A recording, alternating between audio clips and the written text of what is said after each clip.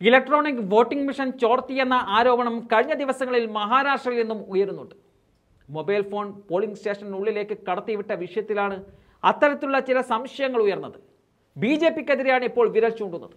Mumbai north west സീറ്റിൽ നിന്നും MP ആയി വിജയിച്ച ഷിൻഡെ വിഭാഗം ശിവസേന MP രവീന്ദ്ര വൈക്കറിനെതിരെ വോട്ടെണ്ണൽ കേന്ദ്രത്തിലേക്ക് മൊബൈൽ ഫോൺ എടുത്തതിന് പോലീസ് കേസെടുത്തിരുന്നു. OTP ഉപയോഗിച്ച് EVM തുറന്ന് പോൾ ചെയ്ത വോട്ടുകളുടെ എണ്ണത്തിൽ മാറ്റം വരുത്തിയെന്നതാണ് പ്രതിപക്ഷത്തിന്റെ ആരോപണം. EVM ഹാക്ക് ചെയ്യപ്പെട്ടുവെന്ന വാർത്തകൾ അതിവേഗത്തിൽ പ്രചരിച്ചിരുന്നു. എന്നാൽ ആ ആരോപണങ്ങൾ തള്ളിക്കളയുകയാണ് മുതിർന്ന തെരഞ്ഞെടുപ്പ് ഉദ്യോഗസ്ഥർ. ആശയവിനിമയത്തിനുള്ള സൗകര്യങ്ങളില്ലാത്ത ഒരു ഫുൾ പ്രൂഫ് സ്റ്റാൻഡ് ലോൺ ഉപകരണമാണ് EVM എന്നതാണ് അവർ പറയുന്നത്. EVM തുറക്കാൻ മൊബൈൽ ഫോണും OTPയും ആവശ്യമില്ല. വയർലെസ് അല്ലെങ്കിൽ വയർഡ് കമ്മ്യൂണിക്കേഷൻ ഉപകരണമല്ല. അൺലോക്ക് ചെയ്യുന്നതിന് മൊബൈൽ ഫോൺ ആവശ്യമില്ല. ഒരു ബട്ടണിൽ ക്ലിക്ക് ചെയ്താൽ ഫലങ്ങൾ ലഭിക്കുമെന്നതാണ് അവർ പറയുന്നത്. മാത്രമല്ല EVM ഹാക്കിങ്ങിനെ കുറിച്ച് ഒരു പത്രം തെറ്റായ വാർത്ത പ്രചരിപ്പിച്ചതായി തെരഞ്ഞെടുപ്പ് ഓഫീസർ കൂടിയായ വന്ദന ആരോപിക്കുന്നുണ്ട്. തെറ്റായ വിവരങ്ങൾ സൃഷ്ടിക്കാൻ ഇത് ഉപയോഗിക്കുന്നുവെന്ന് ചില നേതാക്കൾ വിമർശിച്ചിരുന്നു. ഈ സാഹചര്യത്തിൽ തെറ്റായ വാർത്തകൾ പ്രചരിപ്പിച്ചതിനും അപകീർത്തിപ്പെടുത്തിയതിനും ഒരു മുംബൈ പത്രത്തിന് തെരഞ്ഞെടുപ്പ് കമ്മീഷൻ നോട്ടീസ് അയച്ചതായും അവർ പറയുന്നുണ്ട്. അവരുടെ ആ വാക്കുകളിലേക്ക് अनलॉक करायला कुठलाही OTP लागत नाही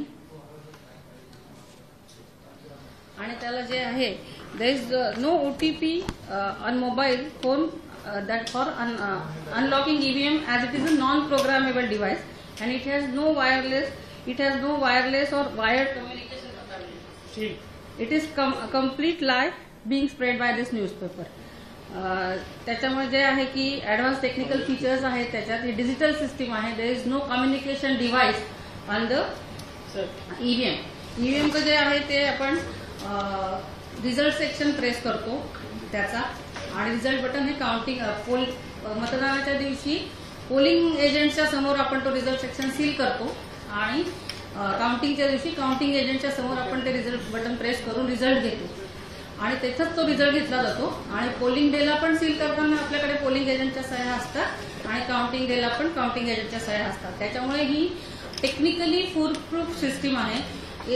इनफॅक्ट जे EVM आहे तेच नॉन कम्युनिकेबल किंवा स्टँड अलोन सिस्टीम आहे. त्याला कुठलंही कम्युनिकेशन किंवा OTPची गरज नाही.